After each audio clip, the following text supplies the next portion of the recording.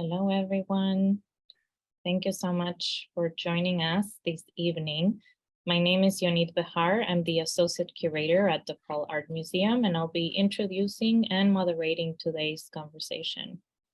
I have been following and admiring the work of these artists joining us today for a while, and it's an incredible honor to have them together in the same virtual room for this program.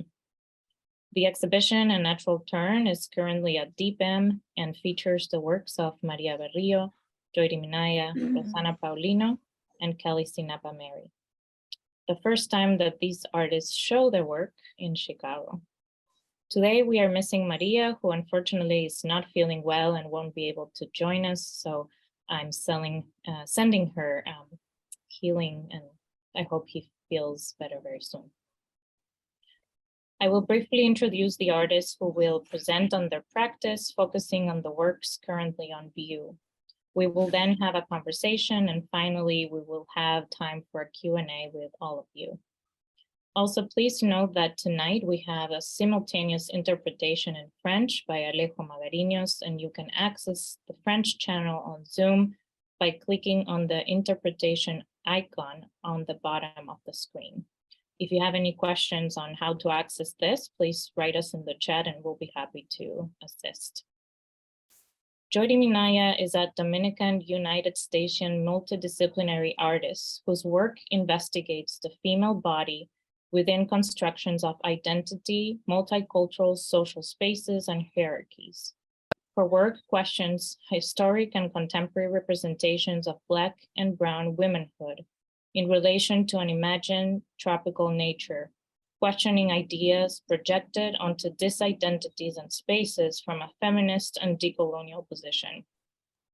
She graduated from the Escuela Nacional de Artes Visuales of Santo Domingo in the Dominican Republic, the Altos de Chabón School of Design, and Parsons, the New School for Design. Rosana Paulino is a Brazilian artist, educator, and researcher based in São Paulo. Since the 1990s, Paulino has examined the history of violence in Brazil with a particular focus on issues of slavery, racial stereotypes, and gender. Central to her wide-ranging practice is the reconceptualization of narratives and images of Afro-Brazilian women. Paulino holds a doctorate in visual arts from the University of São Paulo, School of Communications and Arts, and a specialization in printmaking from London Print Studio. She recently won the Mercosur Conex Award from Argentina in 2022. Kelly Sinnapah Mary is a multidisciplinary artist from Guadeloupe whose work is informed by the diasporic journey of her ancestors. Sinnapah Mary's practice reflects on her Indo-Caribbean identity by unpacking the details of her ancestors' middle passage to Guadeloupe. Through the lens of science fiction, she often explores the so-called feminine universe, working with floral themes and fairy tales, using techniques that contrast the poignant and political charged subject matter she addresses. Sinnapah Mary is a graduate of Toulouse University in Visual Arts. Now we will start with the presentations. So please, Joiri, I will turn it to you. Thank you.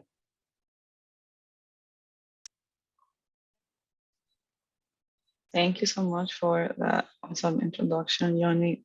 And I guess I'll talk about the works that we have in the show and some of those connections to other works. So what you're seeing is a screenshot of the video Siboney, which I made in 2014, that is being screened in the exhibition. And Siboney is a video where I that documents 4 or 5 weeks of painting this mural and a subsequent performance where I smudge it with my body after pouring water on my body, and the mural is made with gouache, so which is a type of watercolor or water-based painting method that's a little more opaque than watercolor. So it's reversible with water, even after it looks dry. And it's a piece where I'm thinking about these connections between nature's, particularly tropical nature, as it is packaged and seen from a global north perspective, and the connections between that and the gender body, and how this overlappings between women and nature exist in popular culture and people's imaginariums. I have a screenshot of a description of the word lush in this slide. It's not part of the video. So when you watch the video, you don't see that. Oh, you can go back, you can stay there. In the first slide. I have a description of the word lush because I was interested in how it goes from this idea of describing vegetation that is luxuriant to, can you go back to the previous slide, sorry? Or do I have control of this? No. Oh, can we, thank you. It goes from describing vegetation to sensory pleasure to womanhood, particularly sexually attractive woman. So I was interested in how these relationships are embedded in language itself, and then also how they exist in popular culture. So I was using the motif of the tropical pattern as a way to talk about that.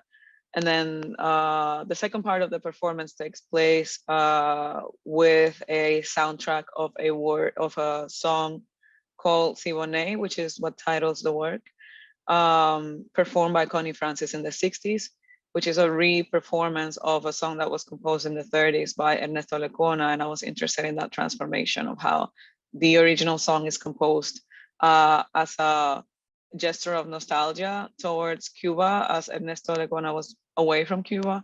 But the Connie Francis's version in the 60s is contextualized in this moment where the States has a lot of presence in Cuba, and sees it and the Caribbean in general as a space that is exotic, and sees it through the lens of leisure and pleasure, and those are ideas that I'm interested in unpacking and deconstructing in this piece and others.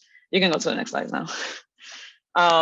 So after making this piece, this is work that I was making in the context of me being a new immigrant in the States. I moved to the US in 2011 to finish my undergrad at Parsons.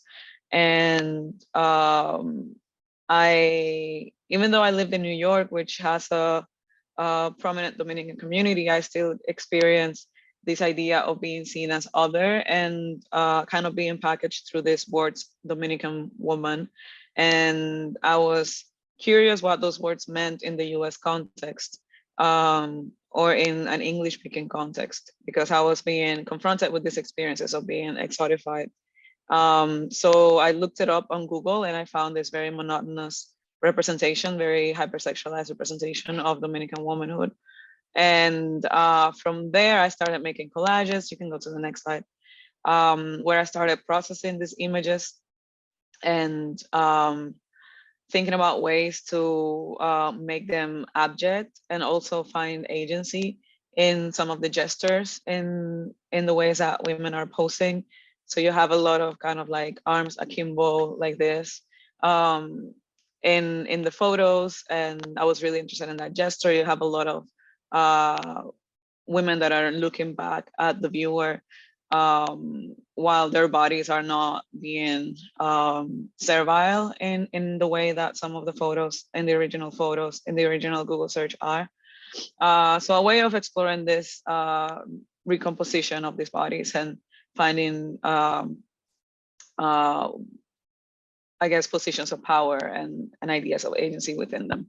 You can go to the next slide.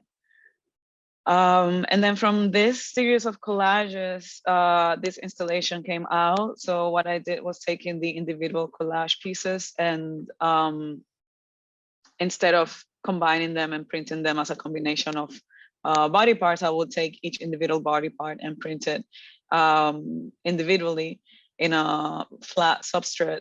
So originally Sintra, I'm now remaking this work into Dibond, which is a more sturdy material, and blowing the images to human scale. So instead of the 72 dpi small images that you see in your computer screen or your phone screen, I was taking these images and blowing them up to human scale. So an arm is the size of an arm, and average face is the size of an average face. And they're also hung in that height. So in the height that they would be in the human body. So the pieces are constantly moving around and spinning around and recombining and making and unmaking new bodies. The back of the sculptures are covered with tropical pattern from fabrics that I found in thrift stores or in fabric stores in sections that were deemed tropical, or fabrics that were tagged with words that describe tropical nature. So these and other pieces around the same time are me beginning to map this idea of how the tropical informs this imagery and this kind of superficial construction of this space that is exoticized in things as like everyday as decoration and pattern. You can go to the next slide. And then some of that work also developed into this other series called Containers. You can go to the next slide. Some of which were shown in the exhibition at the DePaul Art Museum. And Containers is a series where I started making bodysuits, sewing them based on some of the most repeated poses that women were embodying in this Google search. So I started classifying the Google search results. You can go to the next slide. And some of the ones that repeated the most, like you see in the right side of your screen, all of these are from the Google search. All of them are tagged with the words Dominican women, and all of them are reclining in this odalisque-esque manner that ties back to this historical images in the right, which are this famous painting where you have this reclining woman that echoes or that is contextualized in this moment of what is called Orientalism, where you have European, mostly men, going into the Middle East and looking at the people and the landscape and the spaces there through this exoticized lens. So thinking of those relationships of how this post is reperformed in this whole different context, but also how this idea of Orientalism informs the ways that these bodies are exoticized in contemporaneity and in a different location like the Caribbean. You can go to the next slide. And then this is another one of the containers that's being exhibited in the exhibition. You can go to the next slide. That was container number 5. So the hands in that bodysuit are sewn to the knees. And that's something that I explore in all of these different bodysuits.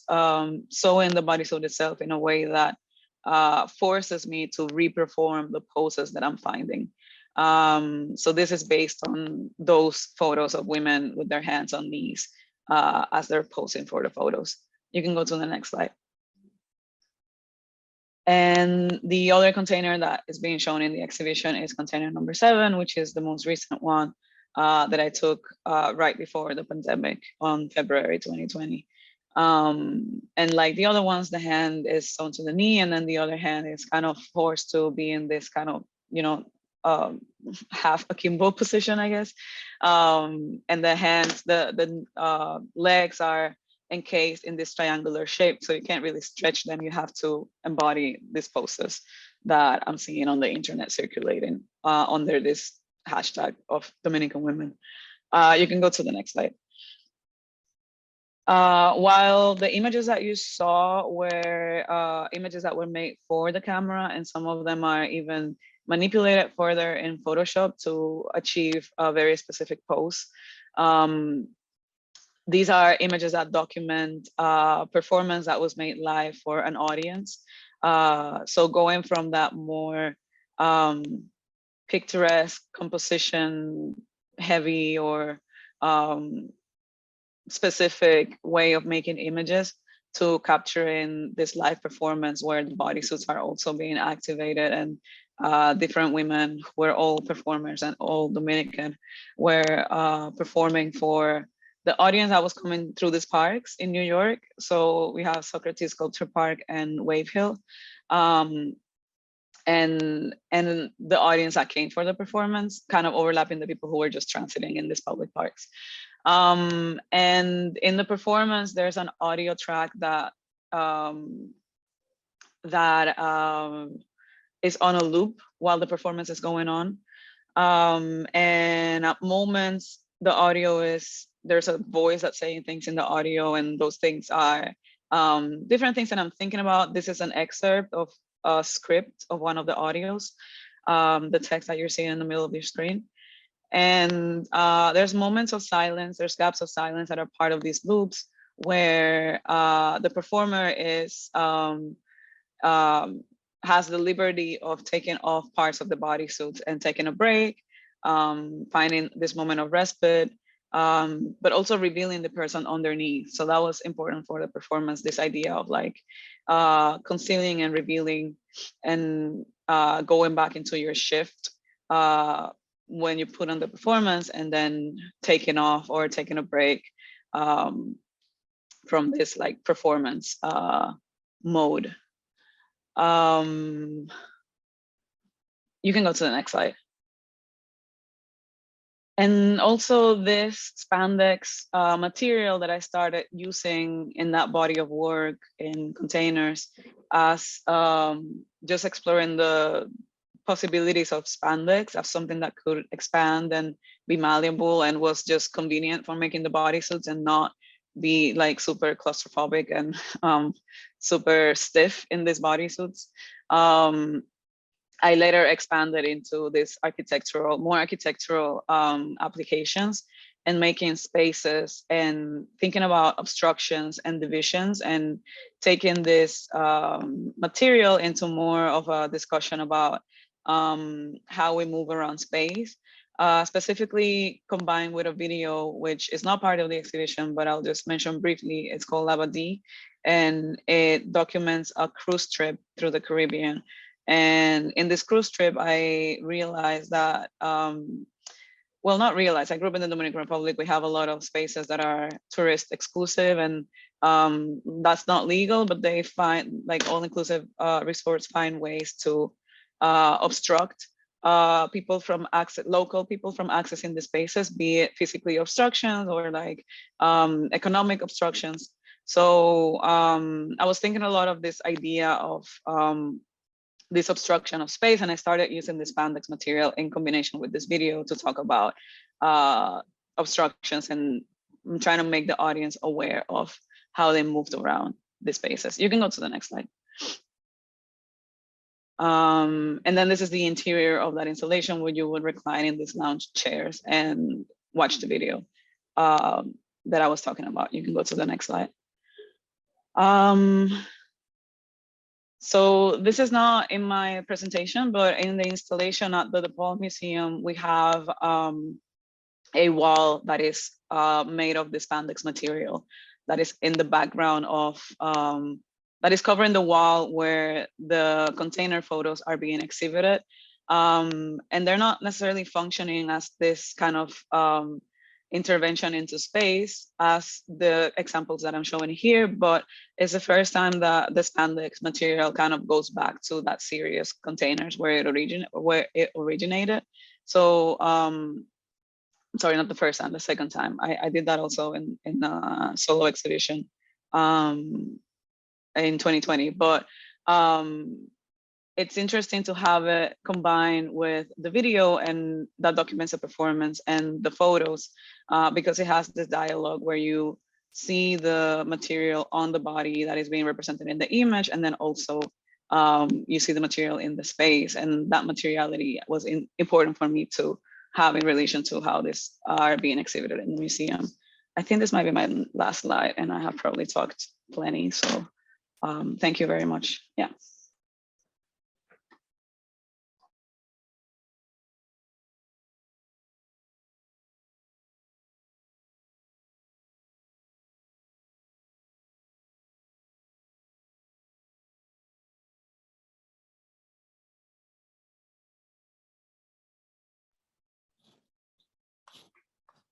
Ok, là, c'est bon? Tu m'entends? Yes. Ok. Oui, donc mon travail est axé sur la quête identitaire. Et en 2015, j'ai entamé une série Notebook of No Return to the Native Land pour aborder une partie de l'histoire de la Caraïbe encore dans l'ombre. Et donc, je parle du recrutement des travailleurs engagés indiens dans la Caraïbe pour remplacer les esclaves affranchis. Et mon questionnement, en fait, c'est comment ils se sont fait une place dans un climat social tendu, quels ont été les processus d'intégration aussi de la diaspora indo-caribéenne, et aussi quelle est la part d'héritage et de transmission. La série Notebook, elle est numérotée, et donc de 1 jusqu'à 11. Et là, j'en suis à Notebook 11. Et notamment avec la série qui est présentée, une partie de la série qui est présentée au DePaul Museum pour l'exposition. Et donc, Notebook est une série qui est déclinée en fait sous plusieurs axes et qui aborde des questions telles que l'éducation, la transmission, ça peut être aussi la botanique, le rituel et aussi le syncrétisme dans la religion. Il faut savoir que la plupart des Indiens qui sont dans la Caraïbe ont souvent deux religions. Ils pratiquent l'hindouisme et aussi le catholicisme. Et ça m'intéresse de savoir comment est-ce qu'ils peuvent allier les deux. Et aussi le degré de tolérance de l'hindouisme aussi. Donc, d'autres axes sont abordés comme le rapport à l'animal, au végétal, ainsi qu'à l'humain.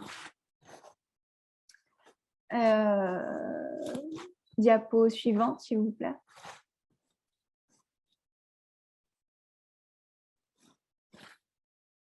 Et aussi, l'imaginaire dans les contes m'intéresse beaucoup. On peut voir, par exemple, des inscriptions sur la peau des personnages qui sont comme des tatouages. Diapo suivante, s'il vous plaît. Photo suivante.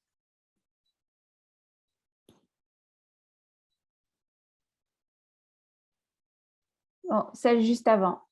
Voilà, super. Et donc,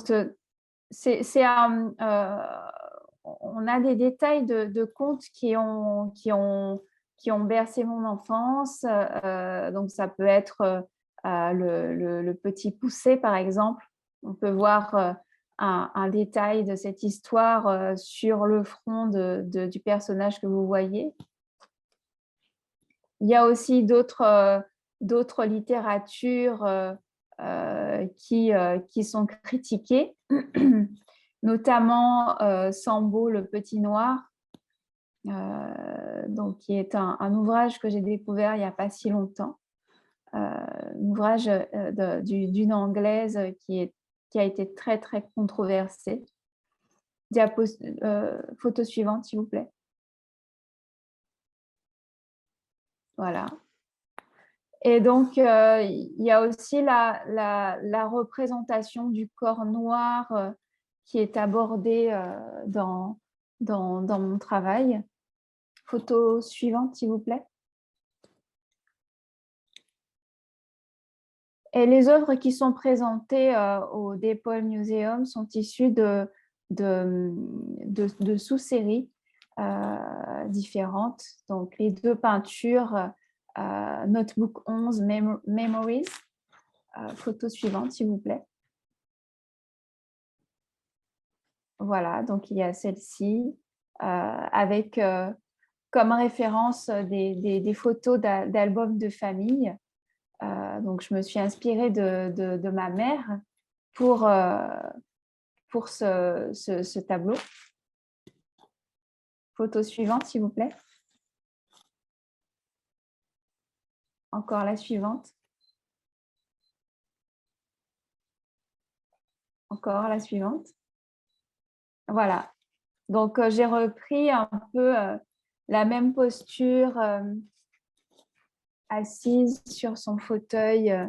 Et voilà, donc cette posture m'intéressait parce que là, on voit ma mère apprêtée pour se rendre à une des réunions de sa religion. Donc, je suis issue d'une famille de témoins de Jéhovah. Donc, mes parents sont de fervents croyants. Donc, tout notre quotidien, mon frère et moi, était rythmé par des réunions où on devait se rendre à des salles de réunion pour écouter des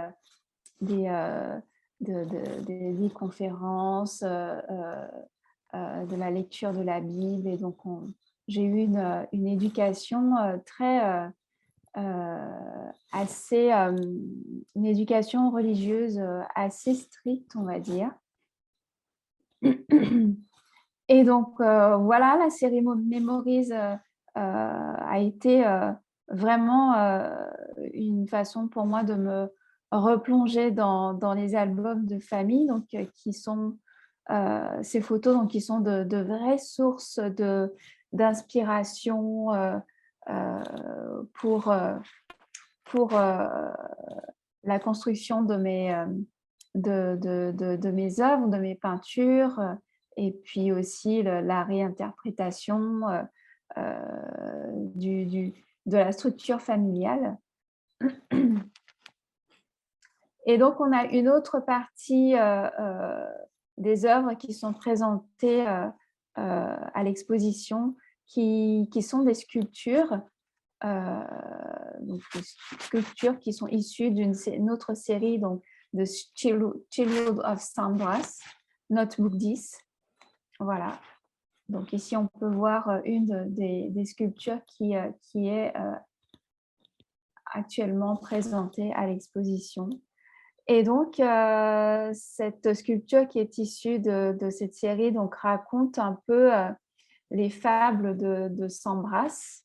Donc, Sambras, c'est une petite fille, donc c'est qui est en fuite et qui porte un regard critique sur la société. Donc, elle se pose un peu en marge de la société. Donc, elle veut créer une communauté principalement composée d'enfants.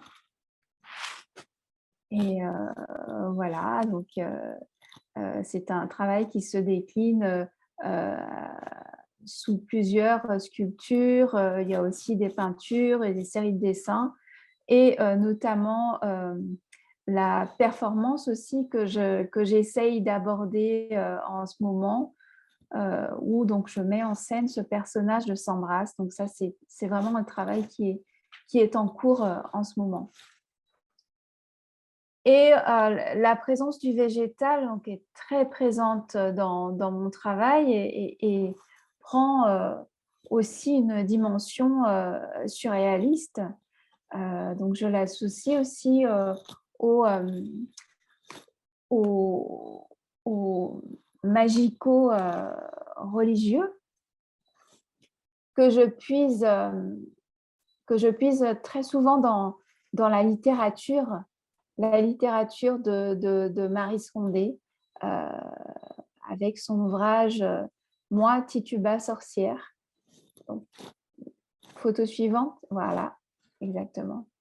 Donc, c'est vraiment, je fais vraiment le lien entre la littérature et la peinture. Donc, je peux puiser aussi dans la littérature de Glissant, dans la littérature d'Aimé Césaire, Ernest Pépin et d'autres auteurs de la littérature caribéenne. Et c'est très intéressant aussi de voir comment la botanique s'ancre dans nos habitudes, dans notre quotidien. On parle de remède rasier en créole. Et je fais référence au jardin médicinal de nos grands-parents, qui a fait un retour dans la Caraïbe depuis le contexte sanitaire, qui fait du jardin créole en fait un espace de résistance. Photo suivante, s'il vous plaît.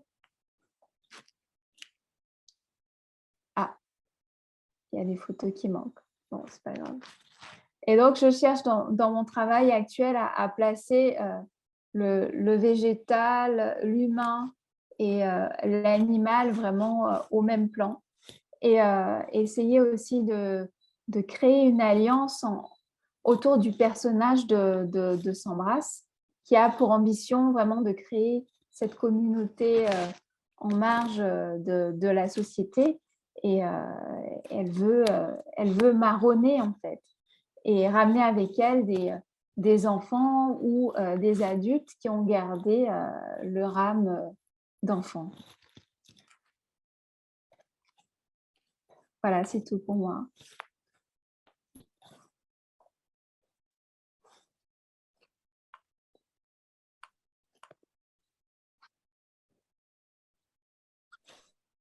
Hi, good evening. I think must be evening. We in Brazil are 3 hours ahead.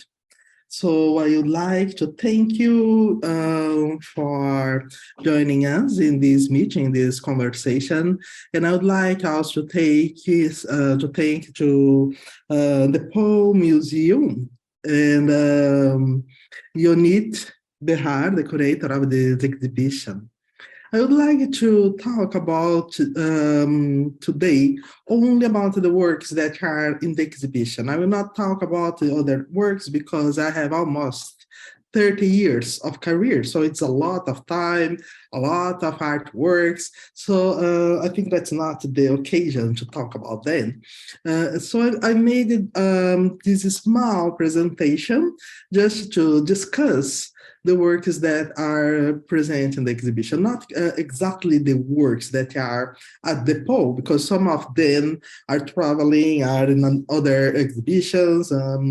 Some are at the Venice Biennale. I think that this one, for example, is at Venice, but I would like to explain a little about these works. Probably some of you know my works related to the slavery period in Brazil, the slavery time, and about the photos taken at that period when I discuss the slavery in my country and the marks that slavery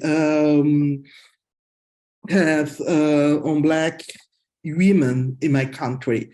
But in a time, I just realized that it's important to talk about slavery. It's important to talk about the body, the Black female body, but it is important as well to talk about something that is not really discussed in my country. That's about the psychological state of the Black females in the country. I realized that when we are talking about psychology, when we are talking about female psychology, and when we are talking about Black females, when we go, for example, to try a mental health system to find a kind of treatment for our anxieties and pains, about mental health. When you go to a psychologist, for example, we'll see a lot of ideas and a lot of perceptions that really does not fit to Black females. When we go for psychology, for example, it's a lot of Venus and Athens, all that Greek and Roman mythology that I don't think is appropriated for us. And I was thinking about how to deal with this, how to deal with the fact that Black females are not contemplated when we are talking about some ideas linked to mental health, linked to psychology, linked to archetypes. So I started to think that could be a good idea to deal with my perceptions and to try to deal with some new archetypes that could maybe, I am not trying to find new archetypes, please, but could maybe to discuss this question. And I started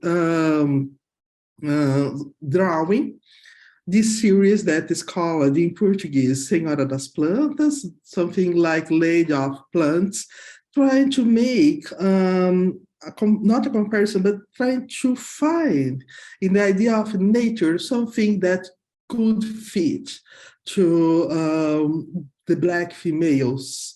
And I'm thinking now, so not only in our psychology, the psychology of the Black females, but I'm thinking as well about the idea of nature that Black people developed, that the religions that are from Africa and developed in the country, developed in Brazil, the way that they deal with nature, something that makes sense to me, something that could put myself and maybe other Black females inside the nature and find some kind of strong to maybe help to cure our pain, our mental pain, our psychological pain. So I started to put these females inside the nature and then thinking about them like an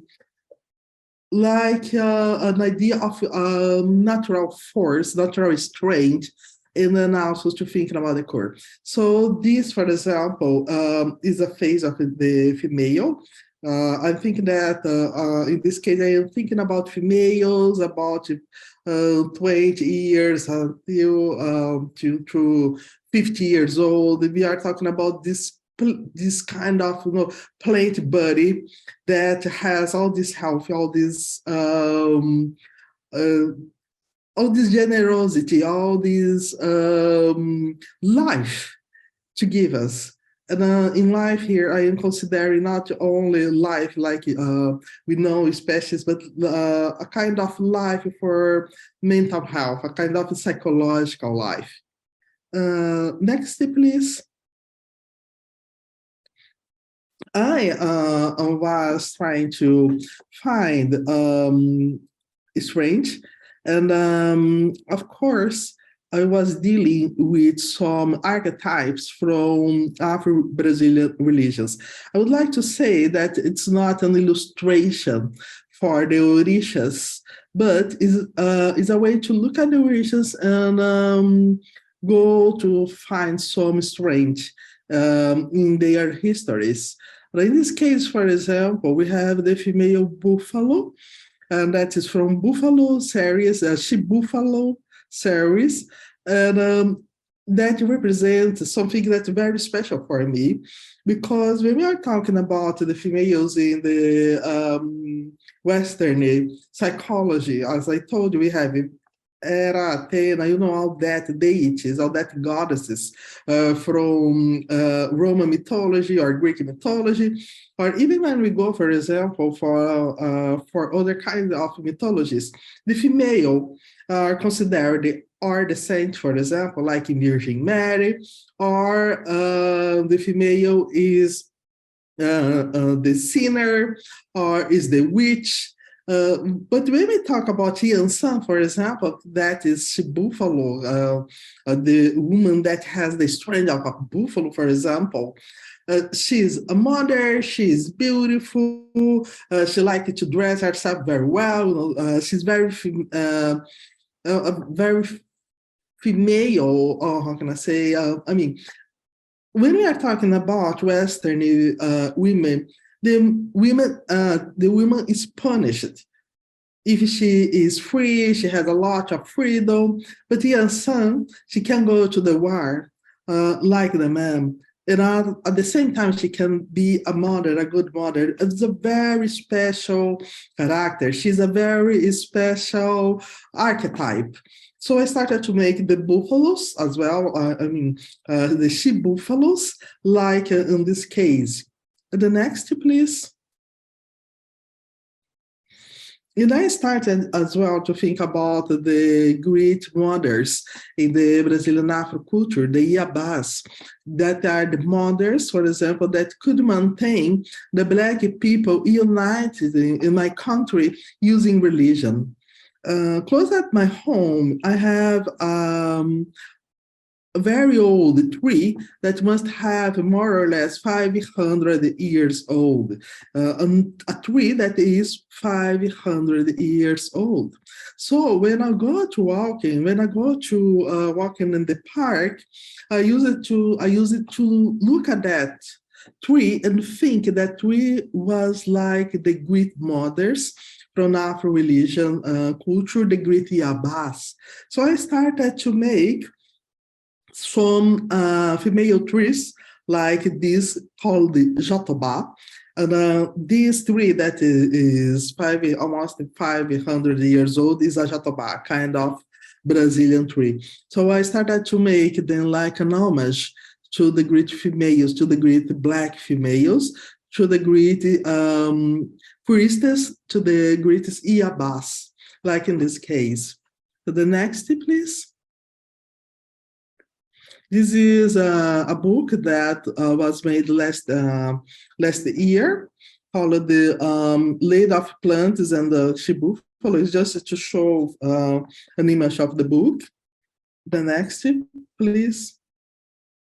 And I made some trees like that one that I show to you, the jatobás.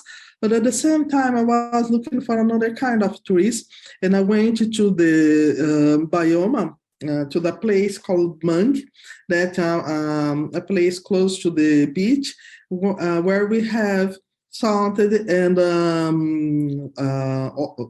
not salted water. I don't know how can I say that. Like river water, when the sea meets the river, for example, and we have a very special environment when we're talking about biology. And I'm really fascinated with this kind of roots, for example, that communicate one each other. So I started to make some drawings and notes, and it's more than 2 years that I was looking for a way to transform this kind of connection between the trees that are made by the roots in drawings. So for the DePaul exhibition, I made 2 large drawings that are the 2 large mangue trees that are in the next slide. And this I am working on. Sorry, can we go back, please? Yes, I am working on drawing the one of the drawings that are at the DePaul exhibition, and the first part of the drawing using a pencil. And next, please.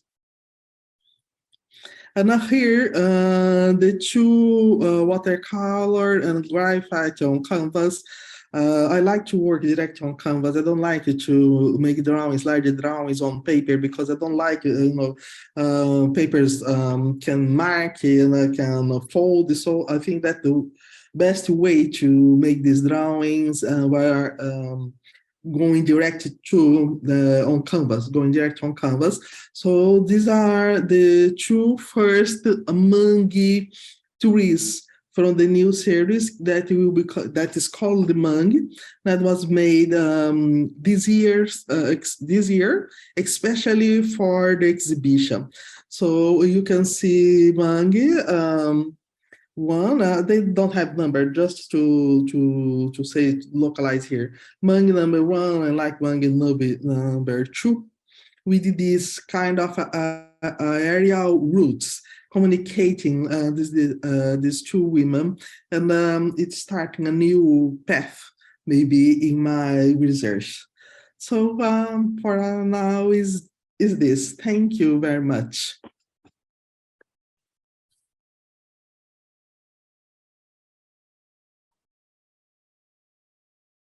Thank you so much to the three of you. Let me just add everyone here. Okay. Can everyone hear me? Yes, everything's okay. Thank you again for your presentations. I think that was super helpful, hopefully for everyone here, for those of you that have seen the exhibition, for those of you that have not, and even for me that I've been seeing and looking at these works for a while now. So I love to start talking with the three of you about communication. And one can say that communication involves composition, and it can be done by putting piece by piece together, either in a straightforward manner or obliquely and in a cryptic way. And I would say, I think that in your works, you are doing a bit of both things. There's more of a direct message, as well as not such a legible layer of communication. I don't know if you agree with this. You're dealing with this in different ways, of course. And I wonder if this is something that you're thinking about, and perhaps how I see your works is that you're making them with the intention that certain audiences would understand certain messages better than others. So maybe we can start by trying to answer this question. And Rosana, do you mind just like starting first and trying to answer this? For me, that's okay. And, Yeah. in my case, I think that this idea of communication, it's much more linked with not direct communication making by words or by the rational state of mind, but it's about feeling. It's about to look at that image, for example, and feel something inside you. So I'm looking for a kind of communication that's something more direct, because I discussing something that's not possible to discuss in words, or sometimes we use images, because I'm trying to deal with the idea of archetype or archetypes. I was talking about these works that are at DePaul, and it was a challenge for me, because how to do this, how to deal with something that I myself feel that is like a pain, for example, but when I go to discuss in a clinical way, let me see, like this, in a clinical way, people put ideas that don't fit to me. And it's like not to have this kind, like a Black female, not to have the right to have this kind of trouble, to have this kind of pain. It's like not have a subjectivity, not have this kind of psychological life. So I don't know if in this case I can use the word communication, because it's something so ethereal that I'm looking for. That, but I can agree with you when you say that it occurs in layers, because it's something that I can feel a part and another part and another and another and another. In different ways. It depends of which women will see, this kind of artwork. So it is difficult to think about this like communication, but something like feeling maybe. Mhm, mhm.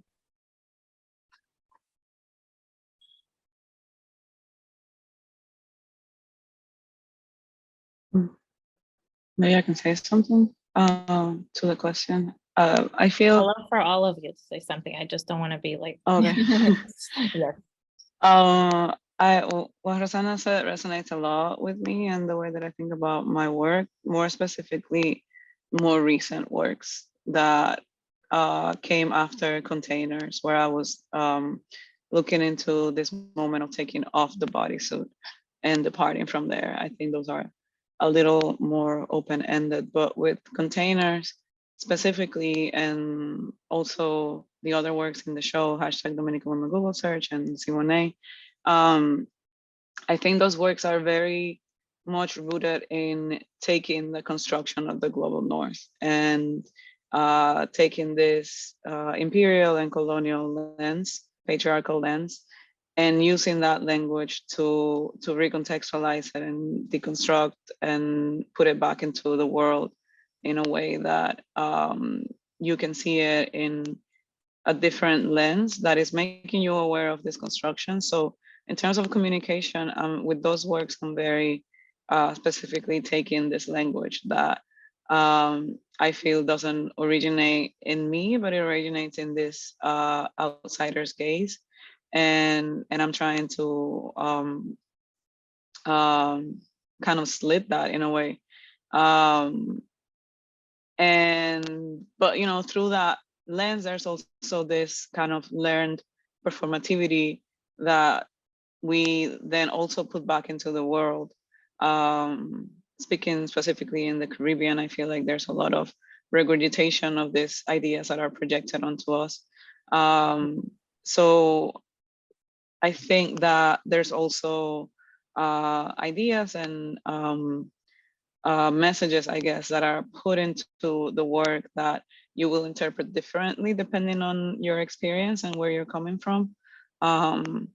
So I would like to think that there's something there that's also specific to people that have experienced things that are similar to me. But I'm very specifically using kind of like appropriating that construction that I think doesn't originate in us or our identity or our culture, but that is imposed through this outsider's gaze, and kind of messing up with that. Thank you. Kelly, do you want to respond to that? Oui, oui, bien sûr. C'est intéressant ce qu'elle dit, Joiri, quand elle parle d'expérience de vie. Et donc, oui, ça me concerne un peu aussi, puisque je peins en fonction et j'agis artistiquement selon mes expériences de vie, selon mon contexte géographique aussi, qui influence forcément mon travail. Et comme ce travail est très, très dense, donc j'ai un travail de peinture, de dessin et aussi,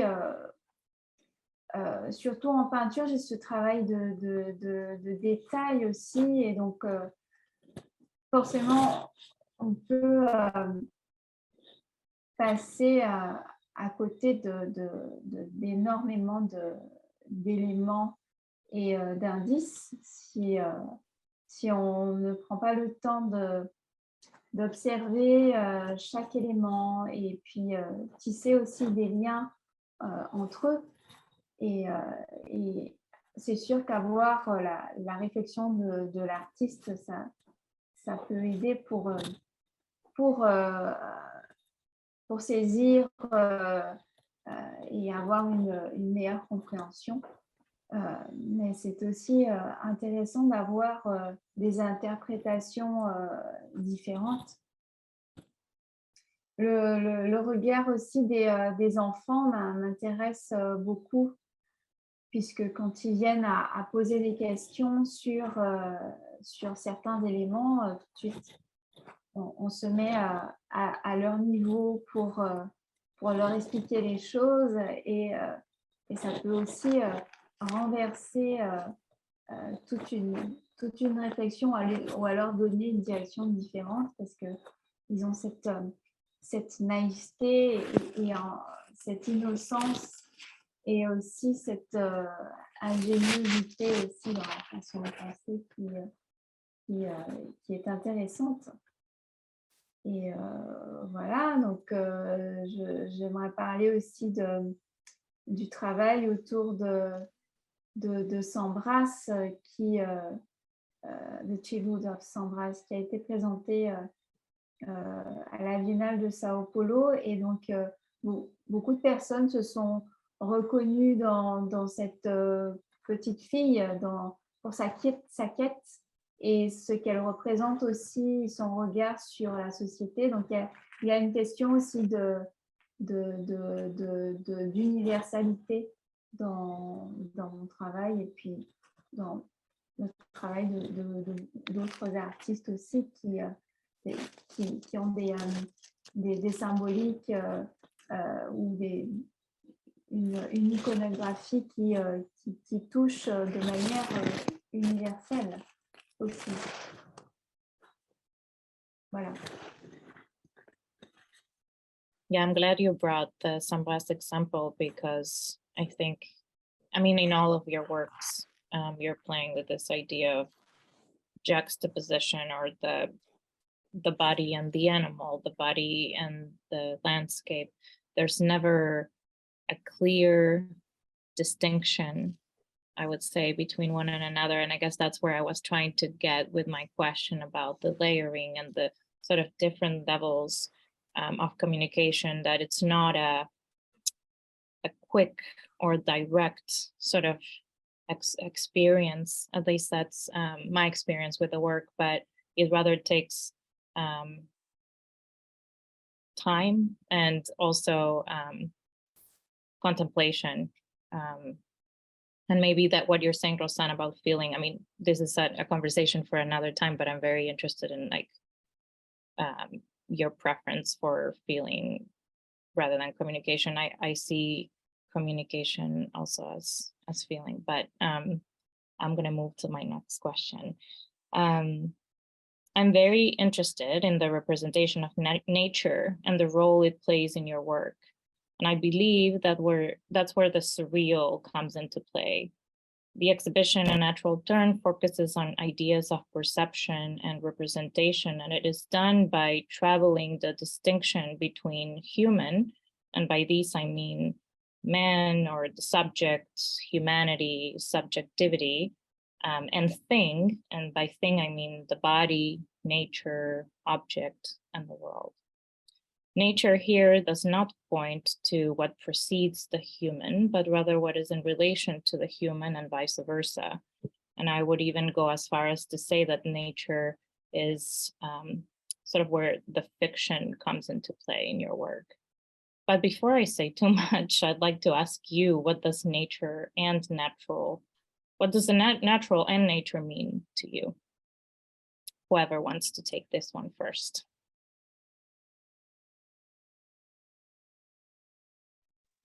Joiri's unmuted. I think you're going. Rosana is trying to say something. Okay. Je peux? Ouais. Yes, go ahead. Ok. En fait, la nature, pour moi, elle constitue le paysage. Le paysage et donc le contexte géographique et aussi social dans lequel je vis et je travaille, et donc qui influence mon art, ma pratique. Et la notion de nature, en fait, et oui, elle est fortement liée au paysage et à cette idée aussi de paradis brisé que je questionne dans mes peintures. Et je fais le lien aussi avec la littérature d'Aimé Césaire dans les premières pages, par exemple, du cahier du retour au pays natal. Je peux vous lire quelques lignes d'ailleurs. J'aime notre mer bleue et sa tempête ardente. J'aime des soleils chauds, la lumière abondante. Ces pitons que jamais mortel n'escalada et nous mornes flanqués de forêts giboyeuses. Nos nègres sans souci, nos négresses rieuses et les chants de leur calenda. J'aime l'air embaumé des tièdes sucreries. Voilà. Donc, c'est un passage qui m'intéresse beaucoup parce que la nature et le paysage apparaissent vraiment comme un lieu d'expression de la révolte, mais aussi de la quête d'identité.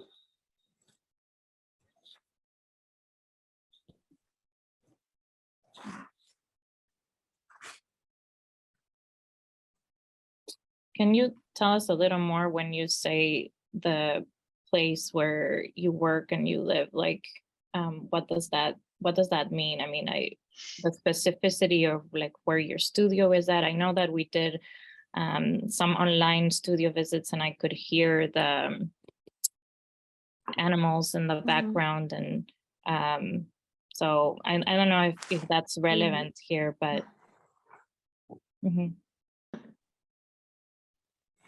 Ben, en fait, j'habite à la campagne. J'ai mon studio, mon atelier est en pleine campagne.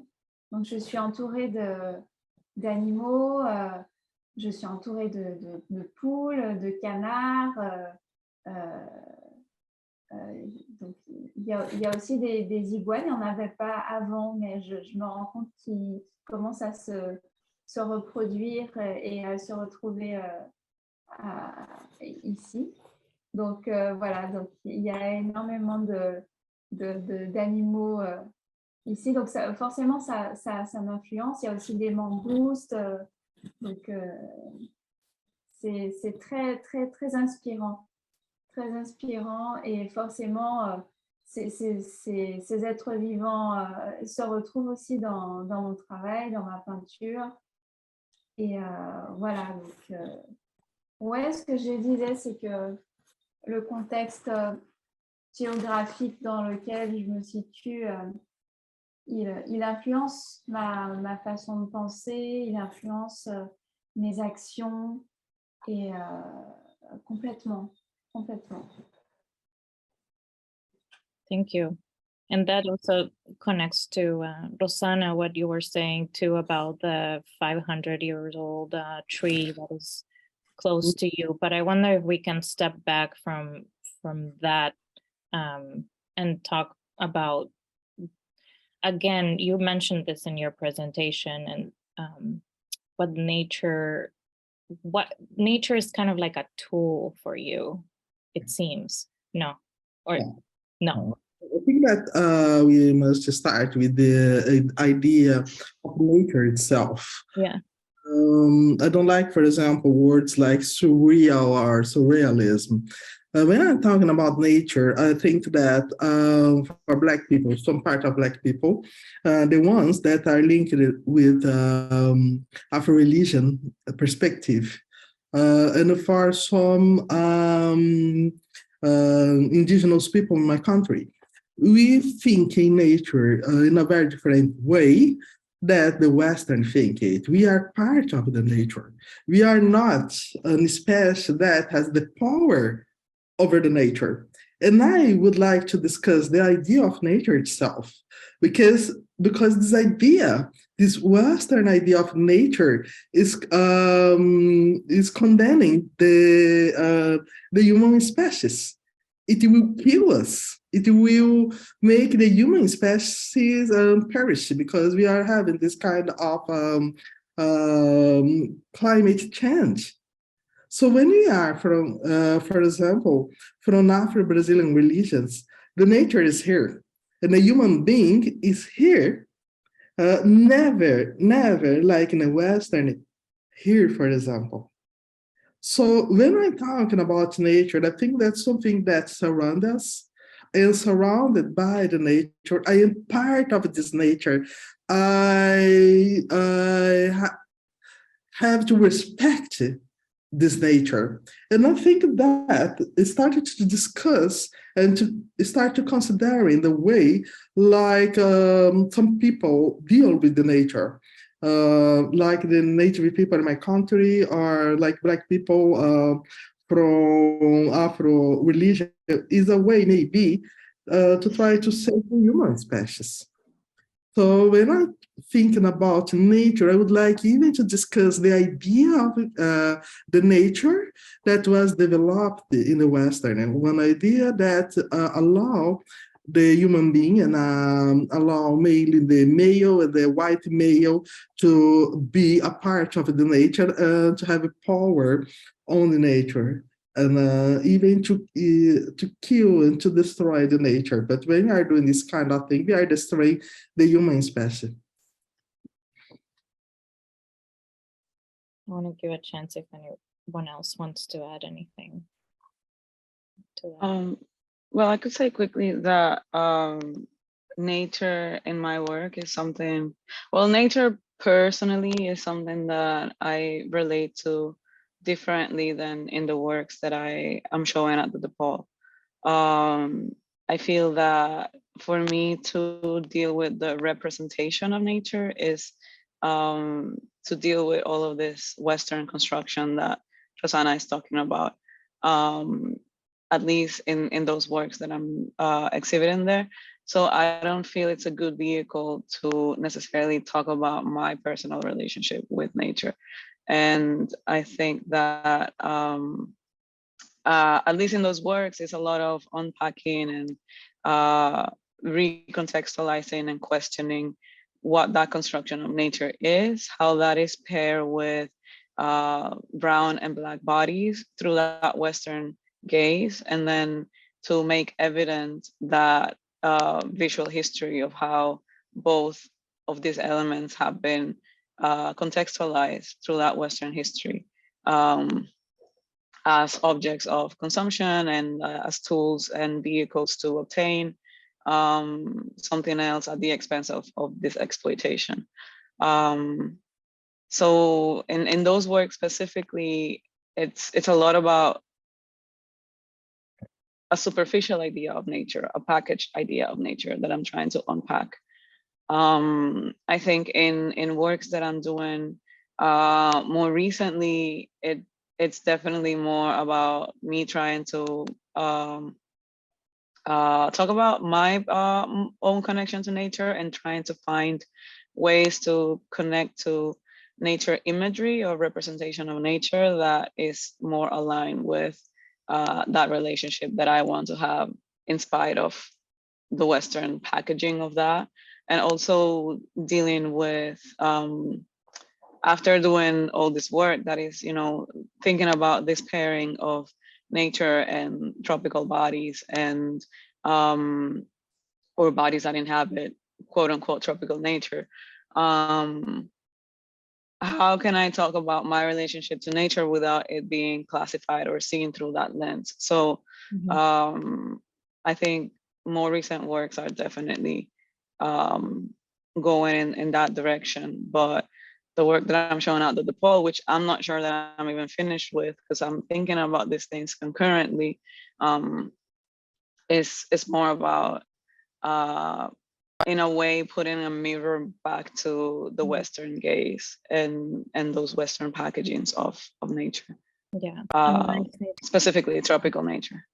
Yeah, I mean, the more you talk, the more I see you also working differently, but I also, there's a lot of interesting questions that come in as you keep as you keep talking about it. And of course, the title of the show, A Natural Turn, I get a lot of questions about that title and how come I'm talking about the natural now. And it's on purpose because a natural turn is not only nature, even though that's present in your work, but my point is to question again what is natural. And I think that's what's common about all of your works, is that that questioning back, right? Is that, like you're saying, Joiri, that mirror back to us to try to identify those patterns that we've been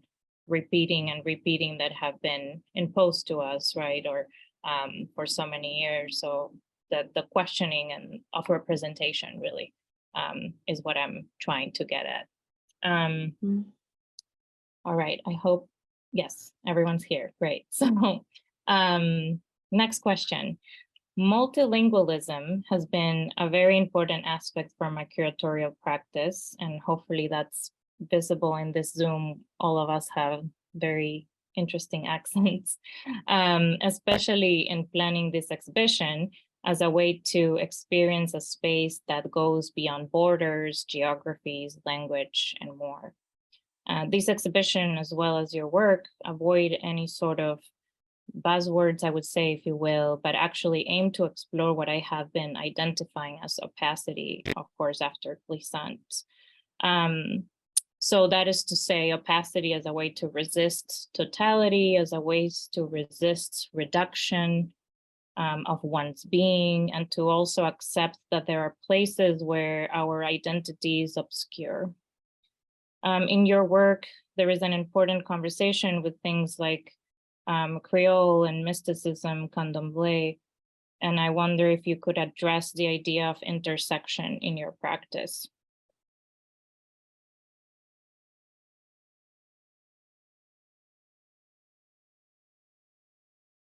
Oh, you're muted, Rosana. Yeah. Sorry. No, that's okay. Okay, I don't think that it's really about religion. I think that it's much more than it's about a way to think how to live. That's not a religion, absolutely. It's a kind of way to how can I say that? To think about different ways to it's sometimes difficult to explain it in another language, as a way to deal in a kind of different ethic and ethica. Ethics? Ethica. I'm thinking about ethics in a way more more honesty, more responsible, more ethics, a different way, a philosophical ethic maybe to deal with the nature. When I talk about, for example, the Afro-Brazilian religions, that's not only not only candomblé. Yeah. We have a lot of yes. A lot of different religions that deal with the nature, and all of them respect the nature. So it's to think, maybe to look at this kind of old knowledge and looking for a different way to deal with these problems, because if we don't do this, and if we don't do this fast, as I told you, the human being will disappear. And that's all. For me, it's something so simple. We will disappear as an species. The nature will survive, but us, like species, will disappear. So we have to start, in my opinion, to look for different sources, different ways, to look at how different people use the knowledge to deal with nature and to look maybe for an answer in this kind of old knowledge, or we will die. Something like this to find a different way to deal with this.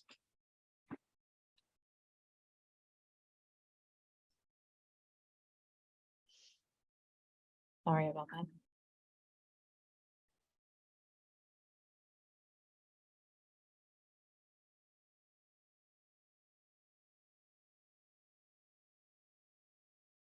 Kelly, maybe you can, you mentioned this in your presentation as well about how incredible for you it is that your family have kept, or like even others have kept the religion, both religions, Hinduism and Catholicism together, and how that it plays out in your work as an intersection.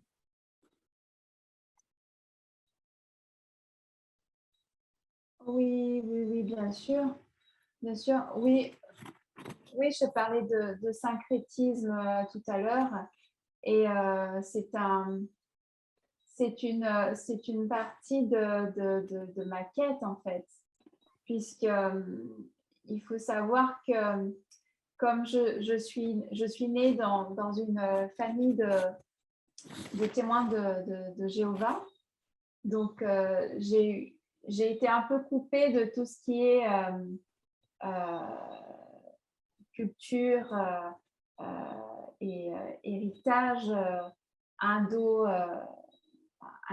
enfin tout ce qui est héritage aussi dans l'hindouisme, dans les cérémonies indiennes, par exemple, c'est là où il y a une transmission dans la langue, dans les chants sacrés, dans la danse, les danses sacrées. Et donc, il y a eu cette coupure là, vraiment ce manquement. Et donc, c'est pour ça que ce travail, cette série Notebook, c'est une vraie quête identitaire où je recherche à combler ce manque. Et c'est vrai que la religion, c'est la religion, l'hindouisme dans la Caraïbe en tout cas, puisque l'hindouisme dans la Caraïbe et l'hindouisme en Inde, c'est complètement différent, puisqu'elle est empreinte de la société créole, elle s'approprie aussi d'autres éléments, enfin, les croyances se croisent et puis c'est très riche et puis très intéressant aussi de me plonger dans cet axe-là.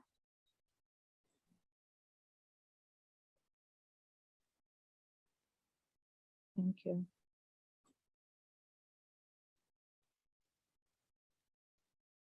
I think that when you mention opacity, that resonates a lot with some of the, it's a framework that helped me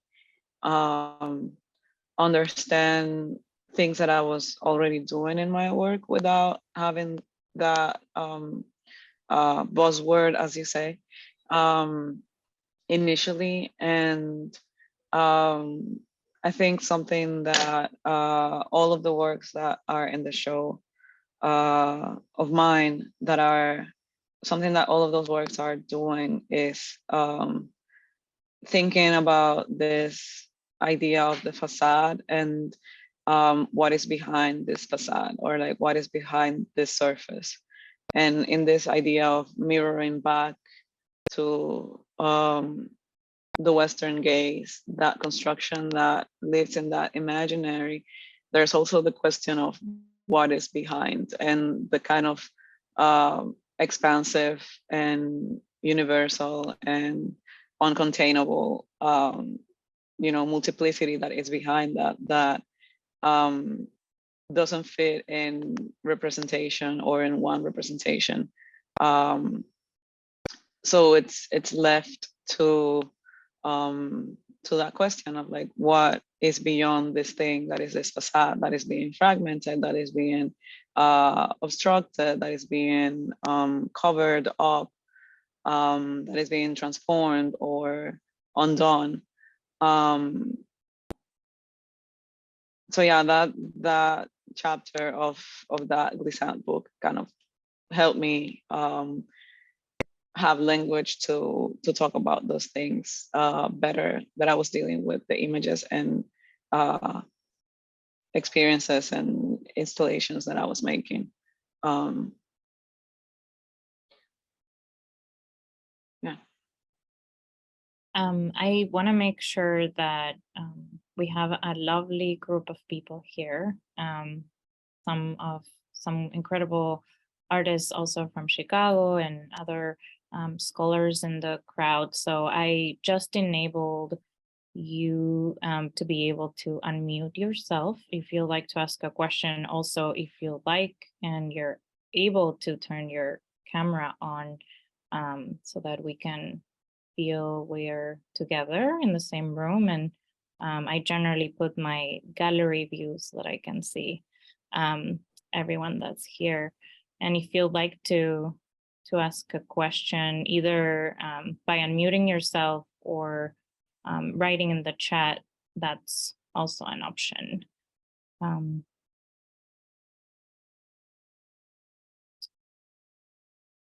as you think, if you want to ask a question, I will ask a question in the meantime.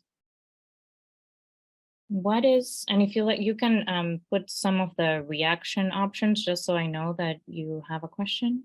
But one question I had too is, what is the role of spectatorship in your work? And I very interested in the way that because most of you are in the work. Is I don't know if you would say they're self-portraits, but some of them are. They're sort of looking back at us, right, as the audience. So the gaze to me is really powerful. And I wonder if you could speak about the role of spectatorship in your work.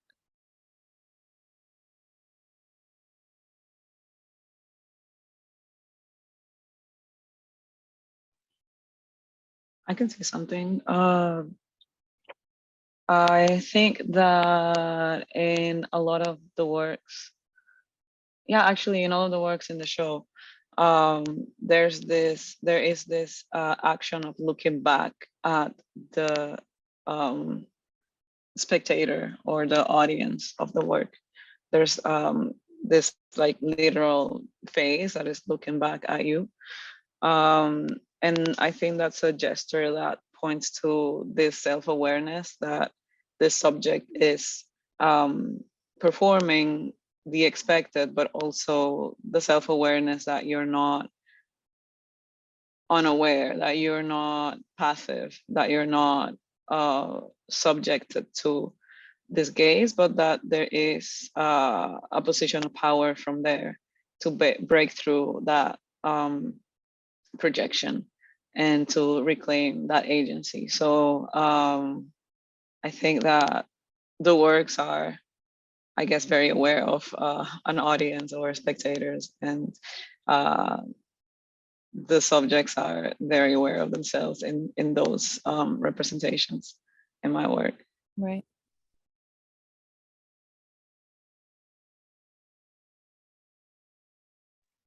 Well, I told about my work when I started to discuss this night about feelings, and I started to look at the reaction of some spectators, not of course in DePaul, because I did not go to the exhibition, but I went to Venice, and are the same group of works at DePaul and at the Biennale.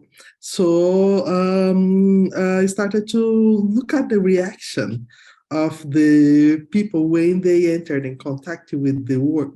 It was very interesting for me, because I think that the drawings activated that kind of feelings that I was looking for. And then people started could listen some words and discussions, because nobody knows that I was the artist. So I just stopped very close to the guide and listen people what they were discussing about. And in many cases, I could realize that they were talking about this feeling about the nature. Word that I could heard a lot was cure. We have to cure, looking for the nature to cure ourselves, and we have to look at this kind of relationship that we have with the nature. We have to think better about these. We have to go back to the nature, and some these reactions show me that the things that I was looking for, in a way that maybe was about feeling, really touch the people that was looking at the work. And I think that's important to say as well, that when I work, for example, it can sound like very selfish way to think about art, but when I am really working and drawing and doing the work, I don't think very much about the people that will look at that. Yeah.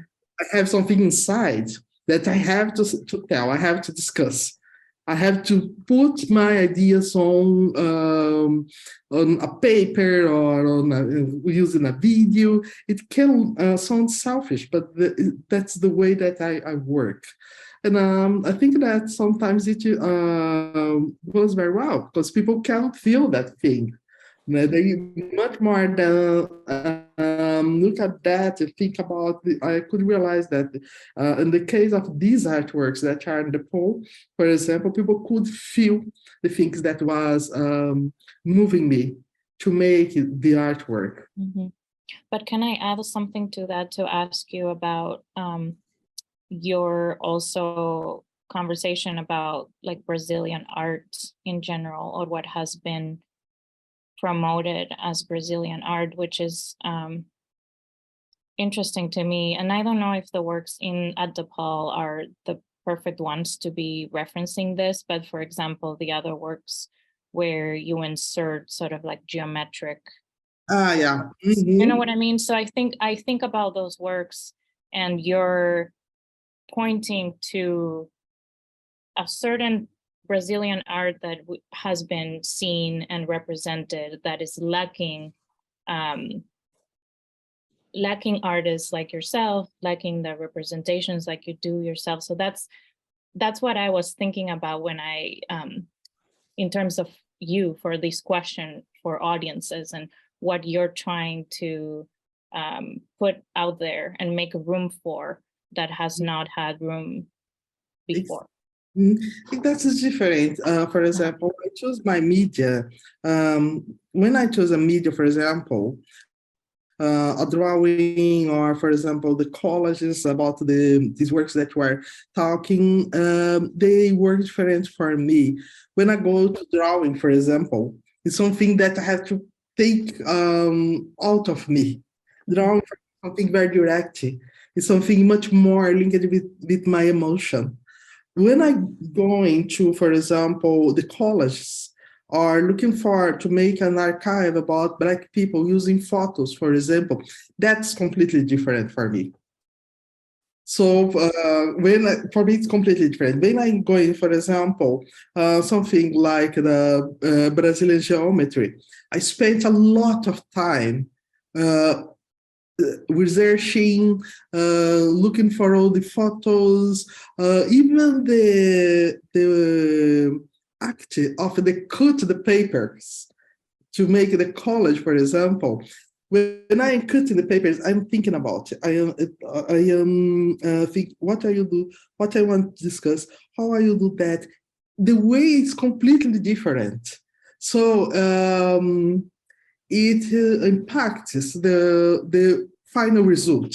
When I'm trying, for example, to drawing, I want to say something. I don't agree with the way, for example, we are dealing with nature. I don't agree the way that the female Black subjectivity was viewed for the Western people. So when I put that canvas in front of me or the paper, I just go directly. I choose the way that I'm working now, thinking about, I mean, the media that I choose impacts the result. And in the case of the poll is drawing.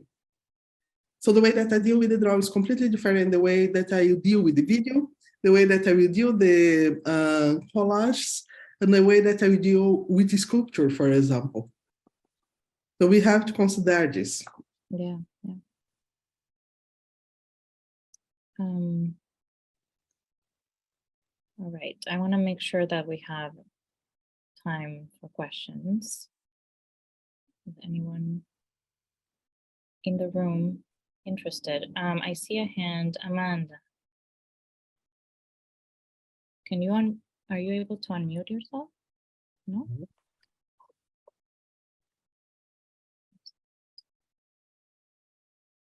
Oh, how about now? Okay. I guess now it works. Yeah. Yeah, I was thinking from what Rosana was saying, so nice to see your work. I sent you a private message also in the chat. And I was thinking a lot about this kind of combination between this intuitive or even spiritual way of working that you have with your drawings and your watercolors. But at the same time, that is carrying knowledge, right? Like it's trying to build other ways of science, maybe, right? Thinking of psychology. So I think that's just such an interesting approach to art and to thinking of Black subjectivity as well. How it's feeling, but feeling can be communication, or it can be more than that. It can be questioning, right? This mirroring back what the system has or what the field has determined as the way of working. So I think I see this connection between the works in this exhibition, how it's very personal, very sensitive or individual, but it's also collective. It's also thinking about how this whole system of knowledge was built. And I think that's where I see a connection between this work and other works that you have that are thinking about science, that are thinking about the history and how this is built over time. So to me, I think I'm curious about this question of audience, right, that was already kind of asked before. How do you think this reaches the different audiences for your work, right? Like the Black women that will see these archetypes, but also the non-Black people that have different systems of knowledges and that learned that. Okay. Normally, I divided my work in different ways. One part of this, I say that it's like a symbolic biology. It's something that I'm really free to deal. Of course, it has a lot of research before I make the work. But when I'm doing, the moment that I am doing that, I'm completely free. So I say that's the symbolic part of biology. The others, for example, when I make something like the book, the Natural History, that's about the history of the science. It's something more technical, really much more technical, for example. Of of course, I'm not a person that, I'm not an historian teacher, I'm not a historian research, but I go to the history of science because I think that in Brazil, this thing is related to the scientific racism that was not discussed in the country. So I divided my work. When you see, for example, the book that we made when I did the exhibition at Pinacoteca do Estado, that we really divided that. We had some rooms that was about symbolic biology. It's something much more free. So you have the women, the female insects, for example, the relation between females and insects, this contact of nature. It was more like have a free imagination, something like that. And the other was about history, something much more hard. That was about the way that the false sciences impacted the country, impacted Brazil, how the science in the 19th century really helped to build the Brazilian society. So when I go, for example, when I divided this, I will looking for the best way to deal with these ideas and to deal with these different aspects of my work. When I go, for example, when I use drawing it's, I can't have total control when I'm drawing, or the result will be something very cold, something mechanical. So of course I stood before, but the exact moment when I, when I'm drawing, I must forget. Something like forget the things that I learned about this subject and go direct, to face that drawing. But when I come, for example, as I told you about the history of science, it's something much more logical, much more, okay, how are you use this? How are you put this thing here? How I can discuss the Brazilian art history, for example, in the Brazilian geometry. So I'm thinking every small detail of the collage, that is different. Mm-hmm. So for me to discuss something that is historical is something that I have to control. Go to the drawing is something that I want to discuss, but if I don't make myself free, the result will not occur. I mean, it's something very, the artists have developed this kind of different strategies to work. And in my case, I was like curious because when I brought up the surreal, you were like, no, it's not surreal, but the way you're describing how you're drawing and how you're like just not allowing you to just go into the page without thinking, it's very much a sort of surreal technique of leading with the unconscious. Sorry. The word surreal really makes me bothers you. Yeah. I will say why it bothers me. It's because for us, Brazil, really, in my case, for example, I live like that. I see the nature like that. Mm-hmm. So it's the way that I live. Even if I go and I say, okay, I will free myself and work, but it's a different way to think. So real, for example, if you are, it is different. They don't live like that. They're looking for a way to express themselves. And when they are doing this, they lost this connection with nature. Mm-hmm. So it's about life. So it can't be surreal. I understand what you mean. Yeah, so it's a lot. Mm-hmm. No, I understand, and I appreciate you pointing that and pushing back for sure. Alejo, our incredible interpreter in French, has to go, so I will say goodbye, Alejo and Kelly. Between myself and David here, we will do our best to, you can still speak in French and answer questions in French, and we will not do as a good as of an interpretation as Alejo, but we will definitely say it in English. And actually our Ok, merci. goodbye. Merci à toi. Merci à toi. Thanks, Alejo. Actually, the next question is for you, Kelly. It's from Chantal in the chat, so I will read it. And tell me if, I will say it slow and tell me if you need us to do it in French. Why do you inscribe? Oh my gosh, you're the best. Thank you. Why do you inscribe plants onto the skin of your subjects? It makes the eyes of the subjects very visible, so it feels like you're being watched rather than the viewer doing the watching. Is this deliberate?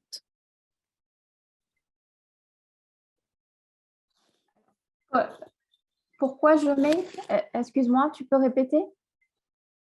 Oh, Pourquoi sure. je mets Do you want to copy and paste it in the chat, Ionit? No, I can translate it in. Okay. Yeah. Kelly, la question d'accord, c'était d'accord. pourquoi est-ce que, Oui. est-ce que tu inscrives les...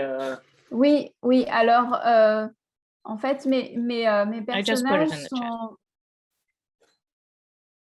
Oui. Ok.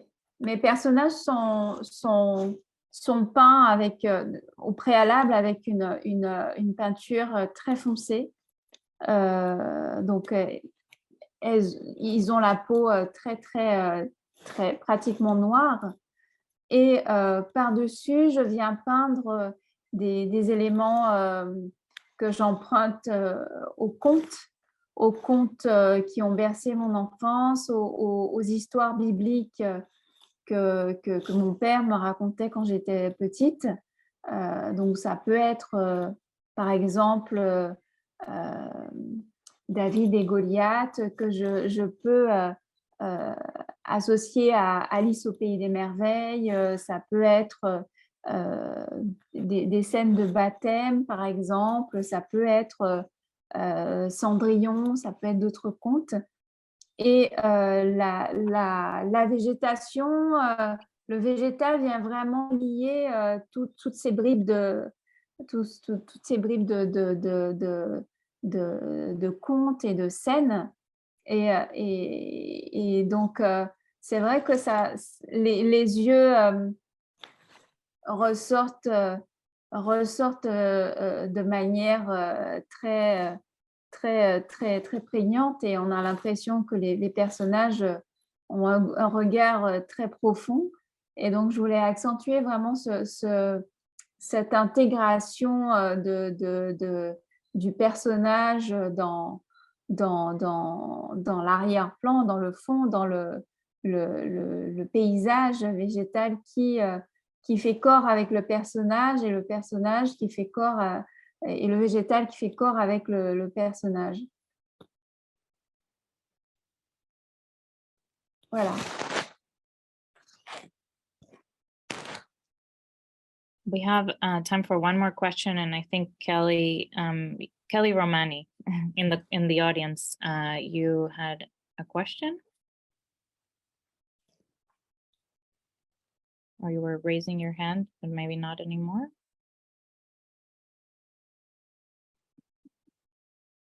Oh, Hi. Can you hear me? yes.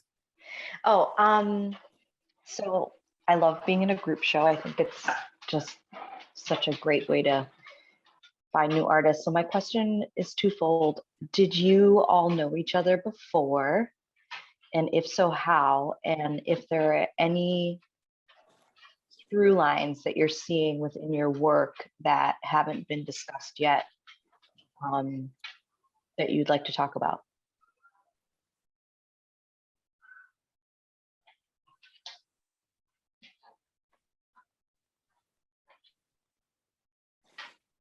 It's kind of a long question.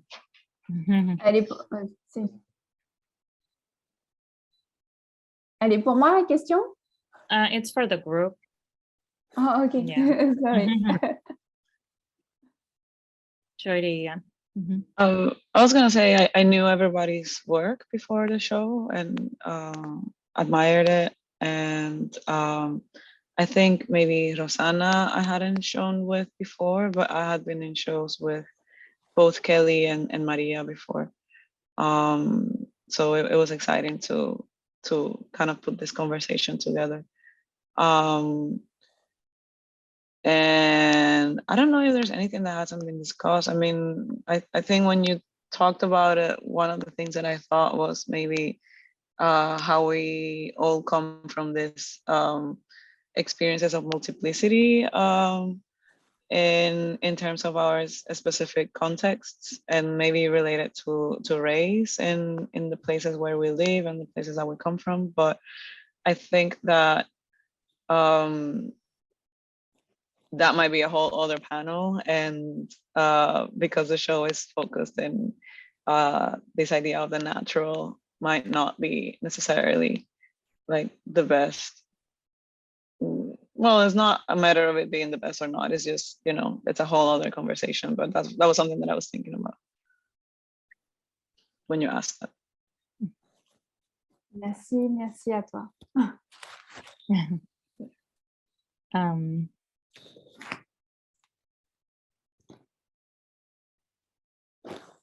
I don't know if anyone else wanted to answer to Kelly's question.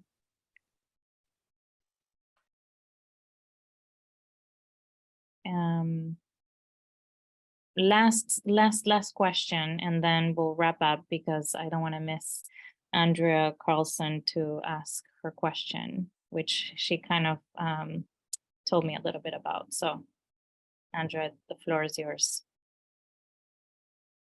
Oh, okay, let me unmute. So I'm Indigenous and white Ojibwe from Chicago. And there's this kind of academic metaphor that comes up for conversations around colonization, and that's the cannibal.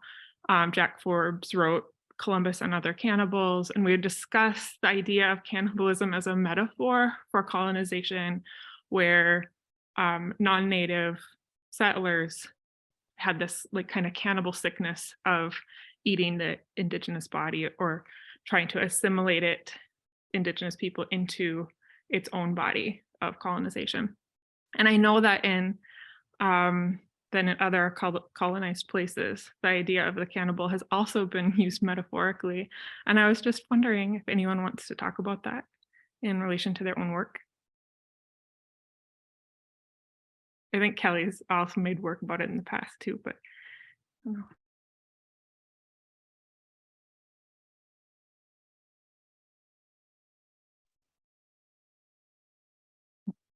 Kelly, you're muted again. If you want to. Yes, I have an exhibition in the past in Martinique. The name was the Cannibal Desire, and it was a series of painting we can see some characters of a tale like Cinderella, or was amputated of their arms or legs, and yes, I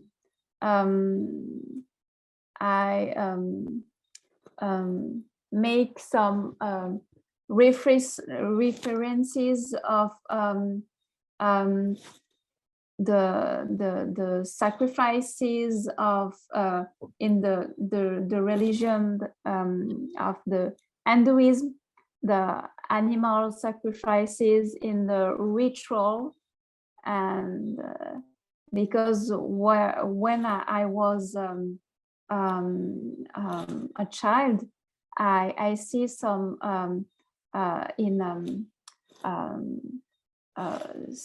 say how do you say a place where people make some ritual, and I see some scene when I was a child, and that makes some memories who I work on it on my painting.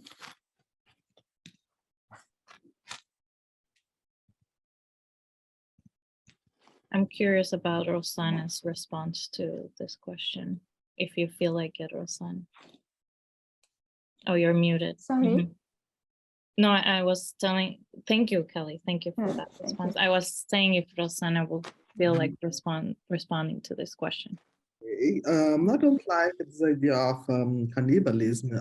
In my work, I don't think that it has something to do with the work. And also, we had in Brazil, in the last century, this idea was developed for a group of artists, and it was maybe one of the most knowledge, most recognized artist movement in the country.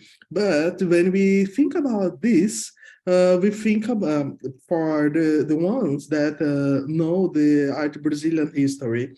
We think about a very small group of people that try to discuss the modernism in the country. But in this movement, for example, that used this idea of cannibalism, Black people was put apart. Black people was just seeing like an object of the history. We did not take part of this in this movement.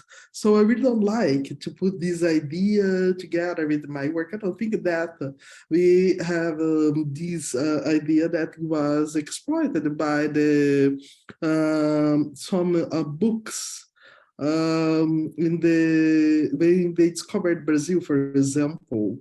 So I really don't appreciate this kind of a connection. I don't see any kind of this connection with my country.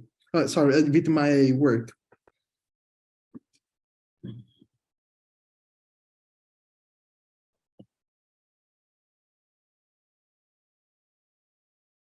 I thank everyone for staying longer than we planned for. This was really, really interesting. I have so many other questions and thoughts, and I really want to thank you, Joiri, Kelly, and Rosana for not only today and your presentations and answering all these questions with so much grace, but also like in the process of planning this exhibition with me from far away, and also during very difficult times with COVID and everything happening politically and all of our respective countries. So I really want to thank you all, and I hope to connect soon. Have a good evening, everyone. Get some rest. Thank you. Thanks everyone in the audience. Bye.